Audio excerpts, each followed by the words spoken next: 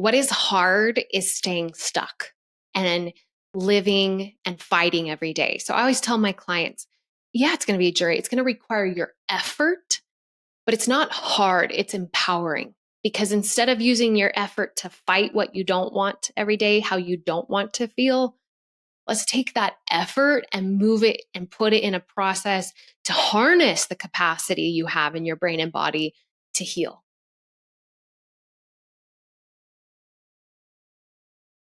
Welcome back to another episode of the Peak Performance Life podcast. Today, I am very excited to have a special guest. Her name is Ashleigh Di Lello, and she is the founder and creator of Bio-Emotional Healing, which is a revolutionary method based in neuroscience that helps her clients around the world finally break free from emotional trauma, limiting beliefs, anxiety, and chronic pain to thrive in their lives.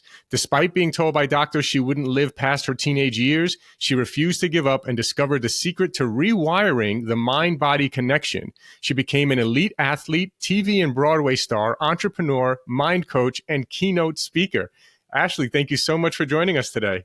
Thank you. I'm excited to be here.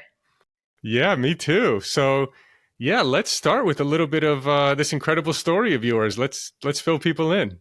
Yeah, it's a long one, so we'll concise it because it's an over 20-year journey. I went through 2 life-altering health experiences. I certainly thought the first one was enough, but then I went through a second one, which really led me to studying the brain and creating my work. So my life, this journey started really young. I was 13 years old. I was the epitome of health, dancing 5 hours a day. My nickname was the Energizer Bunny. And then literally overnight, I was fighting for my life. No warning signs, came out of nowhere. Now, granted, this was 27 years ago. So take that into account when you understand that this podcast, nothing like this existed, right? People's exposure to all these different modalities to heal your body, functional medicine, treatments, modalities, podcasts, YouTube, social media, none of that existed 27 years ago, right? So all we had really was the yellow pages and then, your practitioners and word of mouth. So my family embarked on a journey of seeing all different areas of the medical system. I was tested for nearly everything known to man, every blood work, every scan, test that existed, because my body was dying. And it happened really rapidly. I had pain in every joint and muscle. My skin started to go yellow from my liver shutting down. I was losing my hair, losing massive amounts of weight. I got down to like 92 pounds. Besides that pain, I got exhausted. I got so sick that I got to a place where some days I couldn't even lift a finger. Wow. Like I remember looking at my mom and saying how scared I was to understand how much energy it took to lift a finger or to speak. And I felt like I was as close to dying as you could feel, but willing my body to live. I had nights where I wouldn't even go to sleep because I really was afraid that my body was so sick and so exhausted that if I just surrendered that conscious will to keep living, my body wouldn't make it through the night. And so I would stay awake. And this is when I really started to understand that intricate mind-body connection, because I saw how powerfully in these dire moments, my mind and will to live could keep my body fighting. Even if it felt like it was barely hanging on, it could keep fighting. And this was so necessary because no one could figure me out. Like I said, I went all over the country. I went to some of the top hospitals, saw in every specialty. And the best that so many could tell me was you have this rare viral infection that clearly your body's trained to fight, but it's not succeeding, but we don't know how to treat it. We don't know what to do. You're going to make medical history books, but literally just kind of sent home to die. Wow. And I remember a doctor looking at me, I'm 13 years old, and telling me, I'm never going to dance again, which was the love of my life at the time. I'm never going to live a normal, active life, probably never get married, never have kids. In fact, told me that my chances of living past my teenage years were incredibly slim. And if I somehow survived, I'd be sick the rest of my life. This is just laid out in front of me at 13 Wow. years old. And then he said, the sooner you accept this, the easier it's going to be to come to terms with your reality. Wow. And, when you say it out loud, you can't even fathom, but I'm sure so many people listening have had their own experience, related to this, where we're told, this is what happened to you. This is now who you are. This is, you're going to die, or this is the rest of your life. Good luck. Sorry. This is it. Right. And I remember, you're feeling all emotions. And again, I'm 13, I'm being told by the expert. And I really credit my mom, because I know she wanted to jump in and say a whole bunch of things, but she kind of gave me this space to response, which I'm so grateful for, because it was my journey. And I just remember looking down and knowing this was like such a huge defining moment in my life. Mm-hmm. So I just decided right then and there, I looked up and I said, I don't accept this.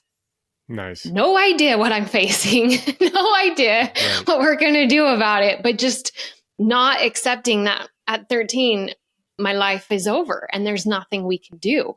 So I think that's very important. That's like such an important part of the process as well, because so many people, and I've actually studied quite a bit on the placebo effect as well. Like if there's a really smart doctor from this reputable organization who tells you that you are a certain way and this is the way it's going to be, most people will believe that doctor and will live out that future exactly as the doctor said it. So I think it's a very important first step that you took of deciding, no, I'm not going to accept that. And I'm going to find a way no matter what that is. So I want to ask, how did you figure out that this was more of like an emotional or trauma related kind of a thing? I'm sure you first went through every doctor and all the tests and all the whatever, and then eventually somehow something must have clicked, or you must have learned about something. Tell me about that. Well, and that actually didn't come until my second life altering experience. So this one, I did have an infection. And the story with that, which aligns obviously with everything that you teach and are so passionate about, after I explored everything for, I think it was about 2.5 years, we were left with no other options from the medical system. And so we sought alternatives, which again, at that time was much more like voodoo, like the lady down the street with dreadlocks burning incense. Like people did not see it at all as mainstream or like reputable or acceptable. It was a very different world then. But thankfully, my parents were willing to do whatever to save my life. And I do come from a Western medical trained family. So I thank my parents for just being like, we can't find answers. Let's go seek alternative. And so with that, we knew I had this infection. So we dove in to do anything to support my body to fight it. Right. And that meant really getting educated on nutrition, right? Which again, I know you're a huge advocate of. And it's interesting because even at the time I was in a hospital and they took me down in the morning for breakfast because I was there because I was so sick, and literally sometimes they're afraid to send me home and I would die. And they brought me down to have breakfast. And I remember they tried to serve me cereal, and all the different options were your sugar cereals, Yeah. And when we were growing up, Fruit Loops, Lucky Charms, Sugar Smacks. Yeah. And I remember even then at 13 going, I don't feel like this is what I should be eating, especially when I'm this sick. And that was just this paradigm shift of we're missing something crucial here. And so in our effort to heal my body, obviously food literally became life or death to me. It was, is what I'm eating supporting my immune system or taking from it? Because my immune system needs every single thing possible to help it fight this virus. So nutrition became huge. Water, supplements, homeopathic medicine, other different modalities to just tap into this innate power we have to heal by removing as many barriers as we could and giving it all the fuel and support. And so that's what I did to save my life in my first health experience. And it was a journey. I fought between life and death for 4 years. It was a journey, and it was so gradual to get out of that scary place and then rebuild health and energy and vitality and strength. I had to build strength to walk from my bedroom to the bathroom. And then, a few houses down from my house. And then finally around the block. It was such a gradual rebuilding, but our bodies are so amazing and so resilient when we support it, Yeah. So that was miraculous, right? That Yeah. was miraculous. It was like, oh my gosh, I defied the odds. Nobody said this was possible. Wow, the human body is amazing. But what I didn't understand then is that living between life and death for 4 years had a huge, profound impact on my nervous system because I literally was in survival 24 hours a day, right? I was afraid some days to go to sleep. So I was in survival. My nervous system learned to operate in that fight or flight response. And after doing that for 4 years, it was very well ingrained. And then just with how the brain works, you think, oh my gosh, I did it. I defied the odds. We must continue to live in survival, right? Because that saved our life, essentially. That's what your brain and nervous system are deciding, right? Yes. At a subconscious level. I wasn't consciously thinking this way. I went on to live my life. I was like, yes, live my life. Went to college. I got back into dancing. I had this incredible professional dance career, going on TV shows like So You Think You Can Dance. I headlined a Broadway show with my husband.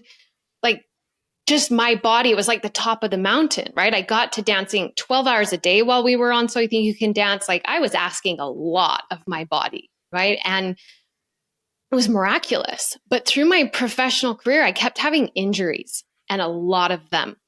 And it didn't matter what I did. All my nutrition was on point, my water intake, my anti-inflammatory, my supplements, I did ice baths after the shows, right? I had all the pieces, but I kept getting hurt, and it didn't make sense. And then, but I'd fight back and I'd get back. And then I was on the top of the mountain in my career, what felt like in my health. And then I had to go in for a second hip surgery. I had one, it was successful. I went back to my career 8 months later. So I thought, oh, this is going to go the same way, right? I'll do my other hip. This was, a capsular repair, labrum repair. And I thought, okay, it's going to be fine. Well, this one totally failed. And I went from my strongest self, height of my career, to now I can't walk. Now I have chronic nerve pain throughout my whole body. I have a 2-year-old daughter that I was also told I'd never have. Now I can't hold her. I can't lift her. I can't hold a book. I'm sleeping 3 hours a night because my nerves are on fire. How did this happen? Again, overnight in a surgery. How does this happen to the body? And of course, I'm like, okay, we're going to figure this out. I've been here before. I dive in. My nutrition's already on point. All that understanding, all these different modalities. I mean, I got infrared sauna, cold showers, ice plunges, red light therapy, everything, I'm not getting better. I try all the regenerative medicine, prolotherapy, stem cell, PRP. I mean, I threw everything and the kitchen sink at trying to heal. And we did this for several years. And I'm not getting better, and I'm getting worse. And again, I'm being told, well, sometimes in surgery, your nervous system can flip a switch, and yours flipped into pain.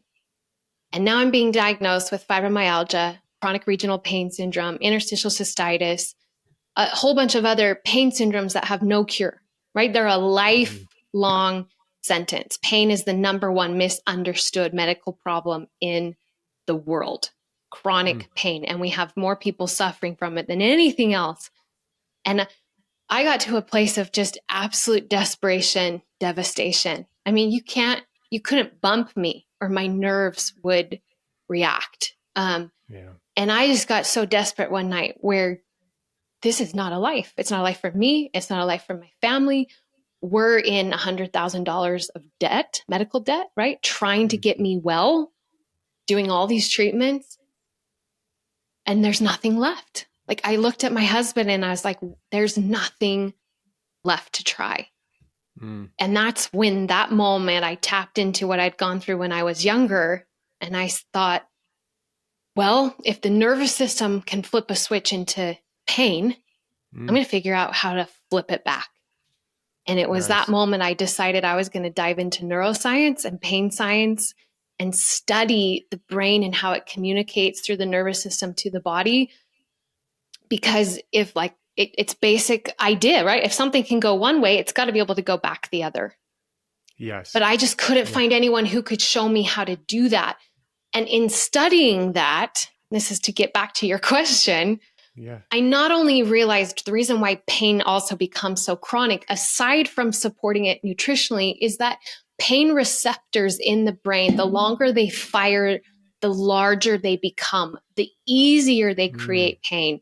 And those neural connections get solidified, and that becomes the default pathway for your brain to communicate to your body, which is why pain not only gets worse with time, it starts to spread because those pain receptors lose their specificity of where to send that signal.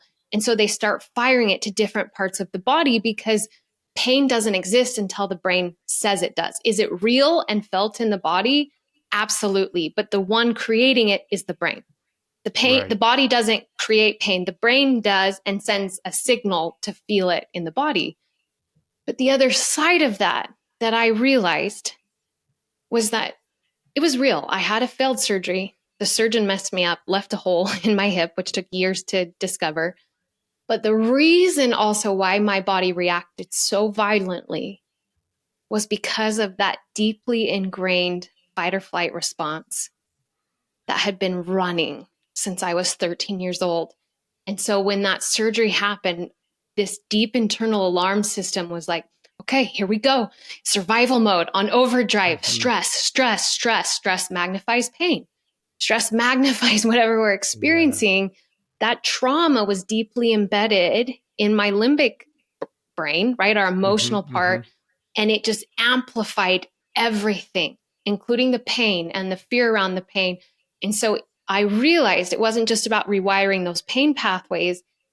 I had to heal my nervous system, and I Yeah. had to heal it while still living in widespread chronic nerve pain, which validated every single day for my brain to keep me in fight or flight. I wasn't healing it while at a retreat feeling all zen. I was healing it while sleeping 2 to 3 hours a night, living 24 hours a day in horrifying pain, physical stress, emotional stress, financial stress.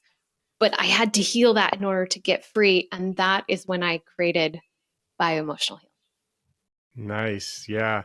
I actually think this is way more common than many people realize, especially in a situation where, like, for example, I was recently speaking with someone and they're like, yeah, I just had shoulder surgery on my other shoulder and previously had it on my other shoulder. And previously I had, and this is someone who's, generally healthy and in good shape. If you looked at him, you'd say, wow, this guy's in good shape. And for even for myself too, like, when I had a lot of the pain and inflammation in my body, I think it's amazing what you pointed out, right? There's the mindset, and there's obviously the lowering inflammation in your body by eating the Mhm. right foods and making sure you're nourished. I think you need both, right? But if you're Absolutely. doing the food part right, if you're getting the nourishment right, then a lot of people, you just don't even think about, could this be a mental thing? And I don't know if you've heard of Dr. John Sarno. Hmm. I've spoken about him on the podcast before as well, because he's someone that helped me realize, because he used to literally say, and again, this is not medical advice, but this is what, if you read about Dr. John Sarno, people would walk into his office with MRIs and say that I have, such and such fibromyalgia or herniated disc or something like that. I think he wrote a book called Healing Back Pain was his first one. And then he wrote a mind-body prescription. But basically, he said he would tear up their MRI and throw it in the garbage because he already could tell by their personality type. And it's very common, he said, with very driven people Yeah. who are very, very, and he called it like this inner tension. And it always reminds me of, like, when I was striving, again, the same thing. Like, I had two baby daughters. I'm like $100,000 in debt, like you. I'm like, I'm in pain and inflammation. I'm just like, how am I going to make this? This inner tension was just like inside of me. And he just made me realize it. And it was very helpful. And then I went down a whole rabbit hole. So I'm curious then, what do you teach then, or how are you helping people with now? You've mentioned the name of the healing, was it bio-emotional healing? Is that right? Uh-huh. Yep. Yeah. Bioemotional healing. Yeah. So how does that different from maybe some of the other things that people, may have heard of? Um, you know, what I believe separates it from many things is that it's a process. It's a step by step. There's different knowledge, tools, modalities, but it's like, well, where do I start? What is step one? What is step two? And depending on where people are and where their nervous system is, it's so reactive already. And over time, to the brain, whatever's familiar becomes safe. So pain becomes safe to the brain. Yeah. It's what it knows, it's what is predictable. And it feels like it's protecting you from something. And that can be just how it communicates also not only something wrong in the body, but your mental and physical stress. It's like alarm bells saying, hey, your life is too much stress. What you're asking is too much stress. How do I get your attention? Well, pain. But with that being said, I equally treat people with anxiety, depression, trauma, because they're all symptoms of these internal alarm bells. And so how the brain communicates that is our individual biodiversity, our genetics, our, how we've lived our life. And so some people, it manifests more in the physical. Others, it manifests more in the mental or emotional breakdown, right? Or some combination. So what I realized too is there was a lot of programs or things that I was coming across that were maybe just addressing the brain, or they were addressing the body and emotions. And the reality is you cannot heal those separately. Yes, it helps, but you're not going to fully heal your system if you're doing them separately, right? And that's the challenge with a lot of our medical system is we treat this organ, we treat this system, and they're all separate when we know nothing in the body breaks down alone. And so therefore nothing in the body can fully heal alone, right? It's going to help to heal segmented pieces, but you're not going to fully heal or shift your nervous system when you're missing a component that is still keeping, your body, your system, your mind in alarms, right? In stress. And so that's where I was like, we have to heal these together. We have to heal the brain and we have to heal the body. And the brain, is really the language of thoughts. It's our data bank of history, but the body also speaks emotionally. And that's why people, when they're stressed, we feel it somewhere in our body, whether we say, oh, I'm sick to my stomach, or we get tightness in our shoulders, or we get a headache. We all see that manifest in different ways. And so I'm like, how do you take a reactive system that wants to stay reactive because now it's familiar, it's predictable, your brain thinks it's safe. And while you're already living in that reactive place with the symptoms, how do you partner with it instead of fight it? Because we can't win by fighting our brain or our body. Their innate desire to keep us alive will take over, right? The brain's the only self-regulating organ, so it will do what it feels it needs to. How do we partner with it?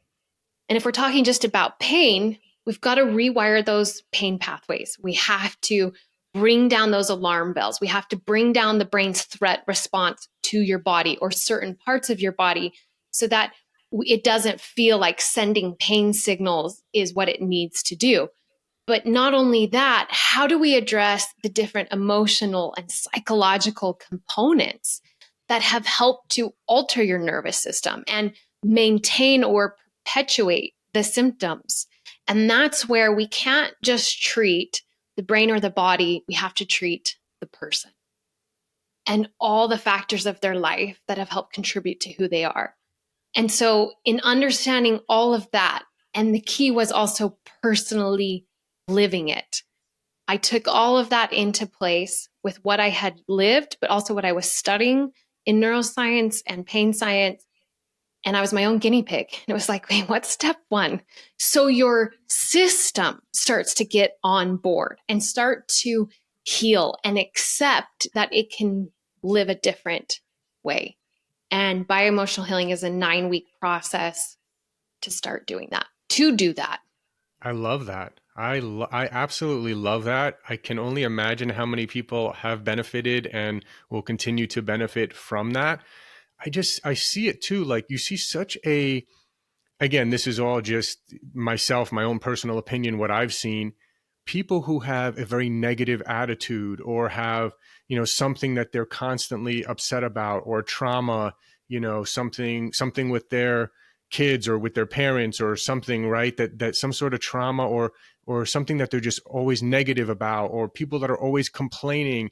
I notice this in people that are constantly watching the news and are just hit with these, again, the fight or flight, right? This constant bombardment of negative news and negative energy, and that's probably putting their body into this, state of panic potentially. And you can see these are the people that I see tend to have more surgeries, more medical issues, more things of that nature. So I absolutely can see the connection here, and I'm sure you do as well.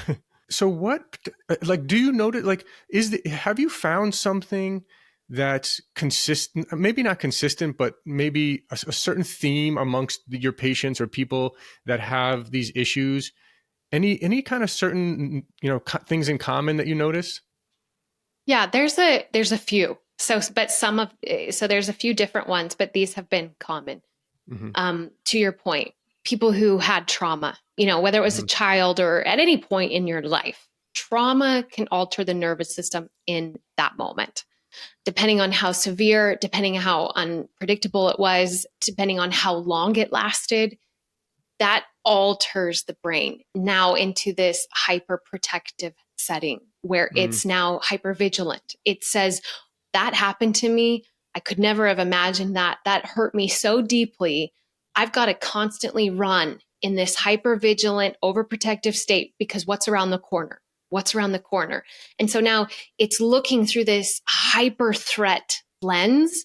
And what that means then is stress hormones and chemicals all day through the system, which then of course we know you're living in your sympathetic nervous system. It doesn't have resources to live from, and so you're going to have breakdown, right? So trauma is a huge one, right? And that's Hmm. what is trauma: anything that alters you.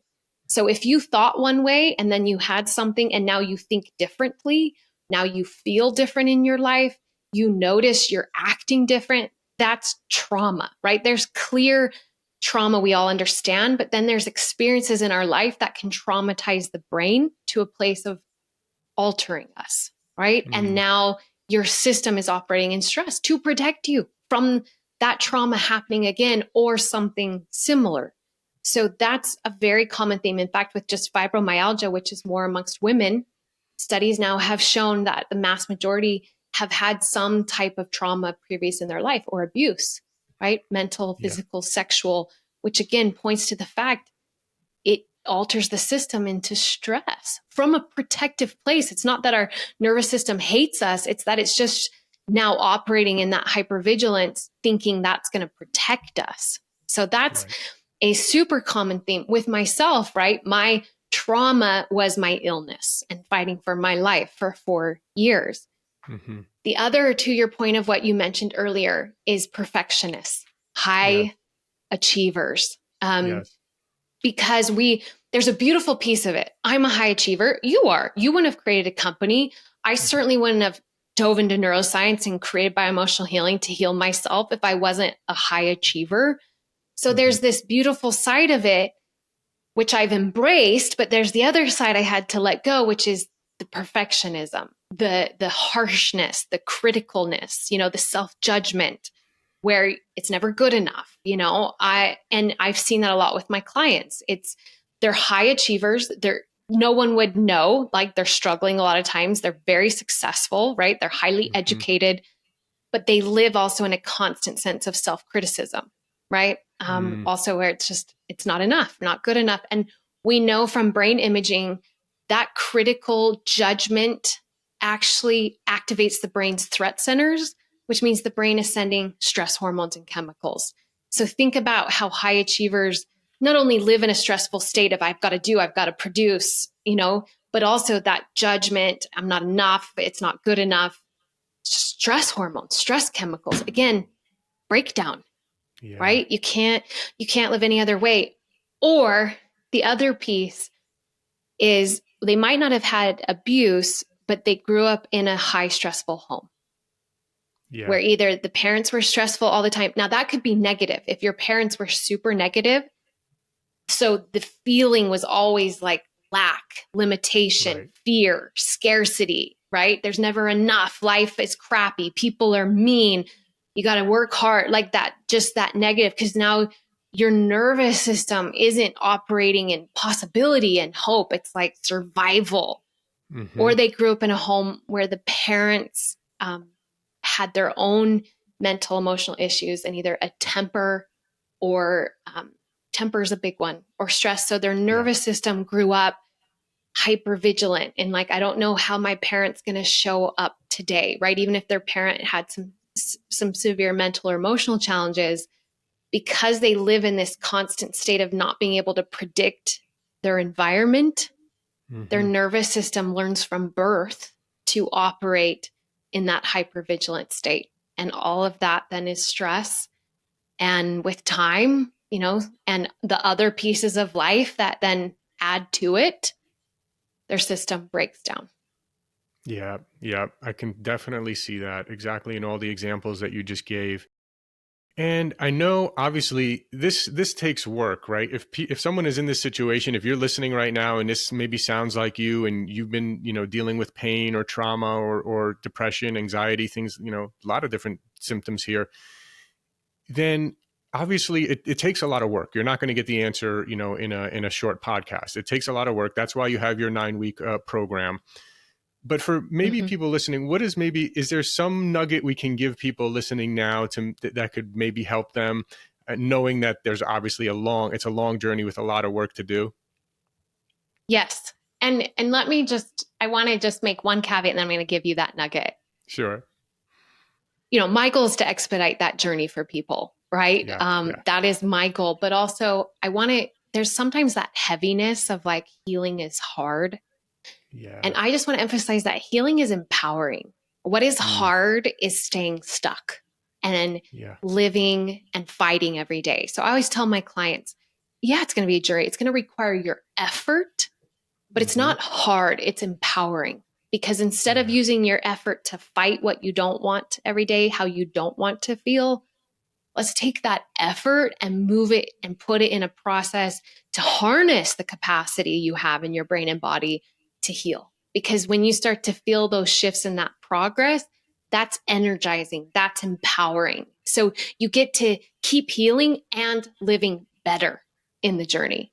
And Yes. And to piggyback off that, I'll just say real quick as well that for me, going through my journey and the pain that I was in, looking back now, it was actually the best thing that could ever happen to me. In the moment, you can't even fathom it in the moment. It doesn't even, someone who's in the pain right now, and they're going to get annoyed if they hear me say this probably, like, what do you mean this was the best thing that ever happened to you? How could this being in the, like when in the moment it felt like the worst thing. So just people, hang on to that idea that this can be empowering. This can actually be the best thing that ever happened to you. Think about how good it's going to feel when you do your hero's journey and come through this on the other side. So hopefully people listening can take that away as well. yes. And with what you just said, what you did and what I did, and I encourage those listening to do, is to find a way to turn their pain into purpose. Mm-hmm. That doesn't mean they have to create a company or a process like me, but who can you become through this that when you get on the other side of this, you're grateful for who you've become, right? So that's what I just want to emphasize because you and I both wouldn't be here if we hadn't decided to use that pain, even though we had our ups and downs. We both had horrible days. It wasn't fair. It was so hard. It was overwhelming. It was all of it. But Right. if this happened to me, what do I now do with it so that who I become on the other side of this is worth it? That's Right? right. That's right. And you see this with Alcoholics Anonymous. When they help other people, they feel better about themselves and ultimately have better lives. People who are drug addicts who then recover and then help other, what can you can't do anything about your past, but you can turn this into something positive and help other people maybe that are having similar issues, just like you're doing right now. Yeah. And we all can do that in our own capacity, And so I just want to emphasize that because the world needs more of us, getting to the other side of our challenges. And even if that's just you being different with your family or your community, like that, we change the world one person at a time. So it's not easy, but yes, I can absolutely also say it's been worth it. But the little nugget that I want to encourage people, one reason why we all have these diagnoses, right, of pain, of anxiety, of depression, of like, well, you have PTSD now, you will always have PTSD, right? We have these very final like diagnoses, like this is the lens in which the rest of your life will be lived through. What I want people to understand is part of why that happens is first, like you said, we believe it. The brain is wired to validate what we believe, which is why once we believe something, we will live it out and our brain will create it. That's how it's wired. You, me, everyone. So I want you to first start to separate you from what you're experiencing, whether it is more mental, emotional, or physical. And the reason we get stuck is not only because we believe we will always stay stuck because some expert or person or study told us we would, but as long as we keep operating that way and letting those same thoughts, those same reactions, those same stress responses run, those neural pathways are getting more and more solidified. So it's not just that we get stuck, we're literally wiring and firing these stress responses. So in order to start to disrupt that, first, we have to change our beliefs that we are powerful and can change. Next, I want you to really start to become the observer of yourself, of your internal dialogue and your symptoms and sensations in your body and how they intercede. Like when you have a physical sensation that amplifies, what were you just thinking? Or were you just in a stressful response or like a stressful interaction with someone? What was your emotional state? Did something just happen that reminded you of something from the past, right? Start to really observe and pay attention to what you're thinking, feeling in your body and your emotions and what you're doing in your life and your environment. Because most of us stay stuck because we have a stimulus. That's a thought, that's a person, that's a job, that's a sensation in our body. And we have a response. And that's those established neural connections based upon what we've already experienced. And they're so glued together that they happen in a nanosecond. If you start becoming that observer and you start to create a little space between stimulus and response and start to observe and ask questions and see how interconnected our physical, mental, emotional health is, man, no wonder I'm so stressed. Look at what I just thought for 30 seconds. I just never really questioned my thoughts. They're so habitual. Wow, I just had this stressful interaction and I'm holding it, and no wonder my pain has increased. Because until we start to create some space between our stimulus and our response, we can't do anything different. And that's why it gets worse and we feel so stuck and broken. But if you can really start to at least observe and maybe start to understand and make some connections, now you create some space where you can do something different. And the brain, we know, it's neuroplastic, it can change, it's malleable, but it won't change without us doing something different. So even responding to your pain different starts to change it, bringing the brain's threat down to it. Like it's amazing what the brain can change when we start to observe and choose something different. But we're so habitual, we just keep thinking, feeling, and doing and responding the way we always have. And then we're like, why isn't anything new happening? So obviously there's deeper pieces of partnering with your system to change it, but no change is possible until you start doing that. Ashleigh, I just really love everything that you're saying. I know so many people are going to benefit from this.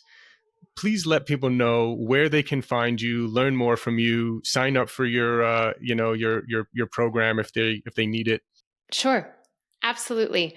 So the best place to connect with me is on my website, ashleighdilello.com, which I'm sure you'll put in the show notes because my name is not spelled easily at all, but Yeah, let's spell it out. It's Okay, Ashleigh. So Ashley spelled that way, and then D is DI, and then the last name Lello, Lello. So 3 words there, and that way, if anyone wants to look you up as well, they can look you up correctly there. perfect. Thank you. Yes, I should have had an easier name to have for my website, but here we are. It's my name. Yeah. AshleighDiLello.com is where I've got a free training on the brain. You can download a free mind body blueprint that's actually going to give you a 3-step action plan to further integrate what I just shared as a tip to start doing. You can read about client experiences. I also have a podcast, the Bioemotional Healing Podcast. My social media is Ashleigh Di Lello.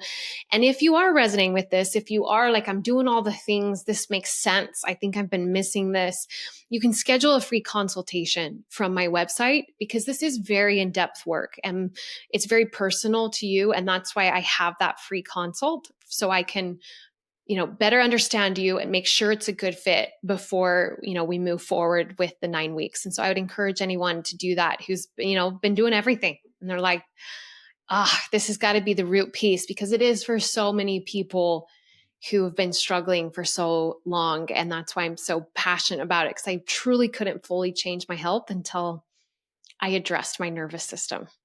Yeah, this is deep work, and it takes, it takes work. Doesn't have to be hard work. I wouldn't, Yeah. again, like you said earlier, it's empowering work. But there's a lot of people that I just want to say, like, there's a lot of people that have done more deep work than me, but I do pride myself on having done a fair amount of deep work and personal development and spiritual development kind of work on myself.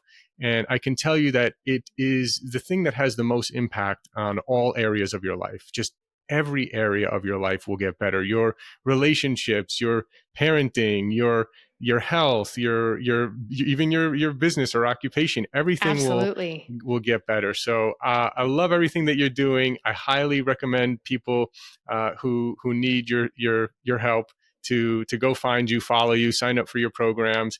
And Ashleigh, thank you so much for joining us here today. Thank you so much. It's been my honor. Thank you.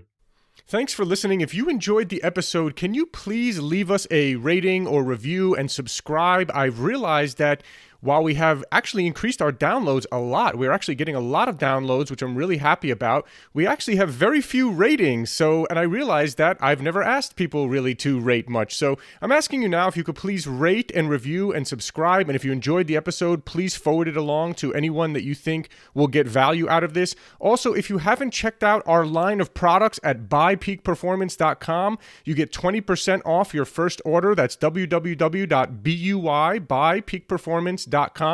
We have some incredible products, including our organic high-altitude coffee. If you don't know this, coffee is one of the most heavily sprayed with pesticides out of any crop. So it's really important that you drink organic coffee. We've gone above and beyond to source what we believe is the highest quality and healthiest organic coffee in the world. We're also famous for our organic green superfood powder. You can get 20% off of that as well at buypeakperformance.com. We also have an organic, vegan, and paleo plant protein. See, most of the vegan proteins out there are using brown rice protein, which is really not a good source of protein, and it's also a grain. And if you're paleo, you know that grains tend to cause inflammation in some cases for some people. And so we wanted to make one that was paleo friendly and vegan and organic. We made an amazing amino acid profile, so it's really one of the best plant proteins for muscle building. So you can check out Peak Performance Organic Plant Protein. You can find that on our website. Of course, all our products are on Amazon as well. So thanks again. And again, please, if you enjoyed the episode, please forward it along